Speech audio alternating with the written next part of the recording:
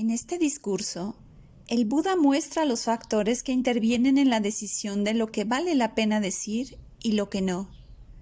Los factores principales son tres: si una declaración es verdadera o no, si es beneficiosa o no, y si es agradable a los demás o no. El mismo Buda declararía solo aquellas cosas que son verdaderas y beneficiosas, y tendría un sentido del tiempo para decir cuándo se deben decir las cosas agradables y desagradables. Debe tenerse en cuenta que la posibilidad de que una declaración pueda ser falsa pero beneficiosa ni siquiera se contempla. En este discurso también muestra, en acción, la enseñanza de Buda sobre las 4 categorías de preguntas y cómo deben responderse. El príncipe le hace 2 preguntas y en ambos casos responde primero con una contrapregunta, antes de pasar a dar una respuesta analítica a la primera pregunta y una categórica a la segunda. Cada contrapregunta cumple una doble función.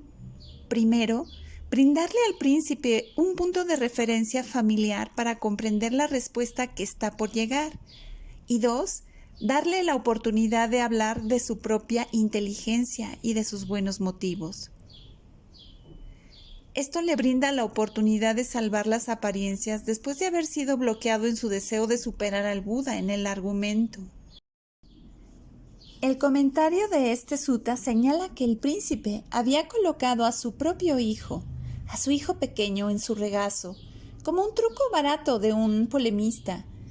Si el Buda lo hubiera puesto en un lugar incómodo en el debate, el príncipe habría pellizcado a su hijo, haciéndolo llorar, y por lo tanto habría suspendido el debate.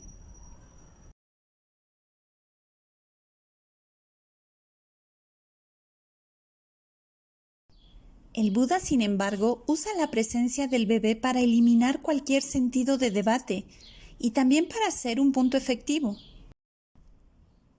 Toma la imagen de Nigantanataputta como la de un objeto peligroso atorado en la garganta, se la aplica al bebé y luego pasa a señalar que, a diferencia de los Nigantas, que se contentaban con dejar a alguien con un objeto potencialmente letal en su garganta, el deseo de Buda es quitar tales objetos por compasión hacia los seres. De esta manera, trae al príncipe a su lado, convirtiendo a un oponente potencial en un discípulo. A diferencia de los Nigantas, que se contentaban con dejar a alguien con un objeto letal en su garganta, el deseo del Buda es quitar esos objetos por compasión y simpatía. De esta manera, trae al príncipe a su lado, convirtiendo a un oponente potencial en un discípulo. Así pues, en este discurso no solo se abordan los lineamientos a seguir para una persona que desea desarrollar el habla correcta, sino que el discurso mismo es un ejemplo claro de cómo el Buda, de manera muy hábil, desarrolló el habla correcta. En este caso, con una persona que intentaba meterlo en un dilema y evidenciarlo frente a los demás. Ahora sí, demos paso al discurso.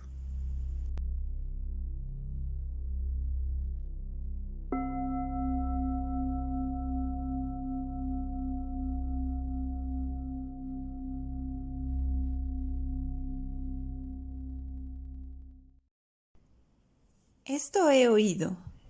En una ocasión, el bienaventurado estaba cerca de Rajagaha, en la arboleda de los bambús, en el santuario de las ardillas.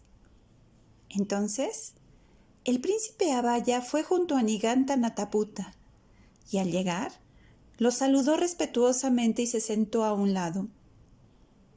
Cuando ya estaba sentado ahí, Nigantanataputta se dirigió a él con estas palabras: Príncipe, ven. Ve con el asceta Gotama y refuta sus palabras para que se difunda esta admirable noticia. Las palabras del asceta Gotama, tan imponentes y poderosas, fueron refutadas por el príncipe Abhaya. El príncipe responde: Pero, ¿cómo, venerable señor? ¿Cómo yo voy a refutar las palabras de la Zeta Gotama, siendo éstas tan imponentes y poderosas? Príncipe, ve con el asceta Gotama y dile: Señor, ¿podría el Tathagata pronunciar un discurso que no sea del agrado de los demás? Cuando se le pregunte esto, si él responde: sí, el Tathagata podría, entonces, príncipe, dígale esto: bien, señor, ¿cuál es exactamente la diferencia entre usted y una persona común? Ya que incluso una persona común puede pronunciar un discurso que a los demás no les guste. Oh príncipe, pero si el asceta Gotama te responde: el Tathagata no podría decir palabras que sean desagradables para otros. Entonces tú debes decirle: bien, ¿cómo es esto, señor? Tú dijiste de Devadatta: oh, Devadatta está destinado al plano de privación. Devadatta está destinado al infierno. Devadatta permanecerá allí por un eón de tiempo.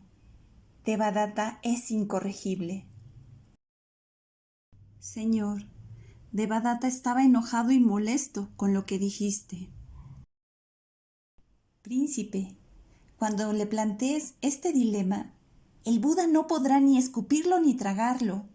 Será como un hombre con una cruz de hierro clavada en la garganta, incapaz de escupirla o tragarla. Sí, señor, eso haré, respondió el príncipe Abhaya. Entonces se levantó de su asiento, hizo una reverencia y rodeó respetuosamente a Nigantha-Nataputa, manteniéndolo a su derecha.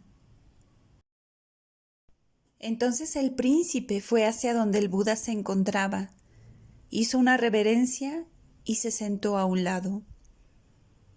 Luego miró hacia el sol y pensó: hoy es demasiado tarde para refutar la doctrina del Buda.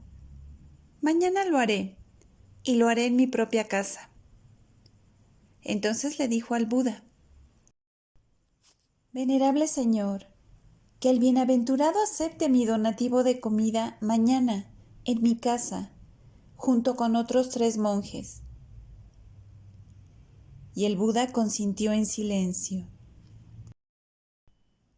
Cuando el príncipe Abhaya hubo entendido que el bienaventurado aceptó su invitación a comer, se levantó de su asiento y, después de rendir homenaje al bienaventurado, partió de allí, cuidando por respeto que el bienaventurado quedara siempre de su lado derecho. Así pues, cuando pasó la noche, el bienaventurado se levantó temprano, se vistió y, llevando su cuenco y el hábito exterior, se dirigió a la casa del príncipe Abhaya. Al llegar, se sentó en el asiento que estaba preparado para él. Acto seguido, el príncipe Abhaya, con sus propias manos, sirvió toda clase de comida fina y manjares hasta que todos los monjes, incluido el Buda, quedaron satisfechos. Cuando el bienaventurado terminó de comer, apartó su mano del tazón, lavó sus manos y el cuenco. El príncipe Abhaya tomó un asiento más abajo, se sentó a un lado y le dijo: Señor, ¿podría el bienaventurado pronunciar un discurso que no sea del agrado de los demás? El Buda respondió: Príncipe, ese no es un asunto simple. El príncipe respondió: Vaya, los jainistas han perdido en esto, señor. El Buda le contestó: Pero príncipe, ¿por qué dices que los jainistas han perdido en esto? Entonces, el príncipe Abhaya le contó al Buda todo lo que había sucedido con Nigantha-Nataputa. Ahora, en ese momento, un pequeño bebé estaba sentado en el regazo del príncipe Abhaya. El Buda le dijo al príncipe: ¿Qué piensas, príncipe, si por negligencia tuya o de la enfermera tu hijo se metiera un palo o una piedra en la boca, ¿qué harías? Trataría de sacarlo, señor.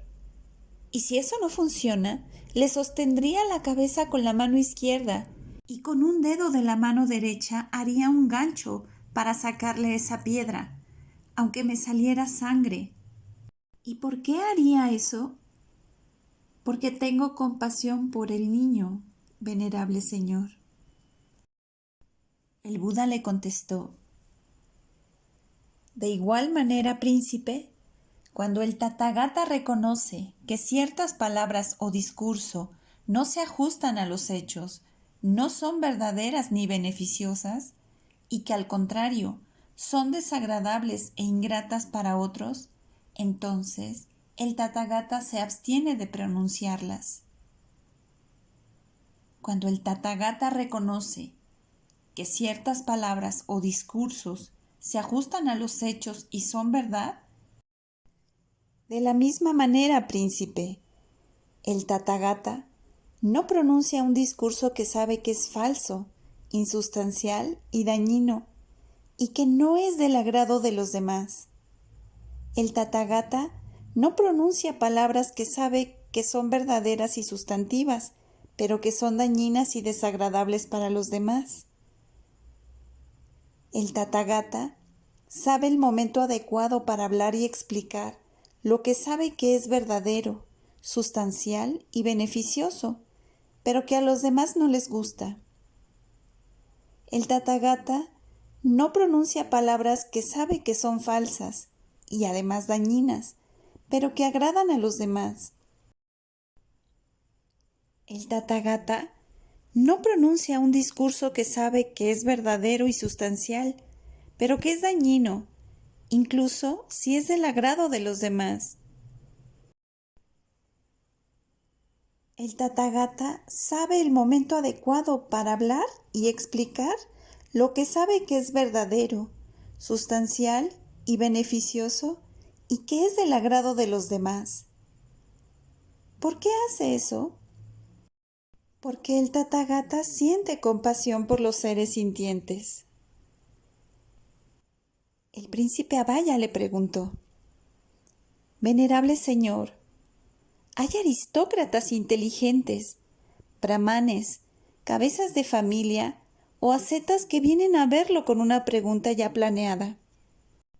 Venerable señor, ¿piensas de antemano que si te preguntan así, responderás así, o la respuesta se te aparece en el acto? El Buda le respondió: en este caso, príncipe, le haré una contrapregunta. Puede responderla como crea oportuno. ¿Cree usted ser un experto en las partes del carro de guerra? Sí, señor, soy muy hábil en las partes del carro de guerra, respondió el príncipe. Entonces, ¿qué opina su majestad cuando la gente se acerca a usted y le pregunta: príncipe, ¿cuál es el nombre de esta parte del carro? ¿Piensa usted de antemano que si le preguntan así responderá así, o se le aparece la pregunta en el acto? El príncipe respondió: venerable señor, soy bien conocido como un auriga experto en las partes de un carro. Todas las partes me son bien conocidas. La respuesta, por lo tanto, me aparece en el acto.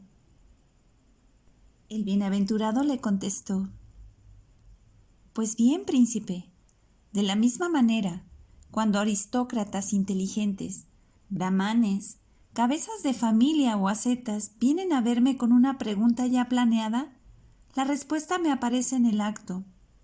¿Por qué es eso? Porque el Tathagata ha comprendido claramente el principio de las enseñanzas, de modo que la respuesta se le aparece en el acto.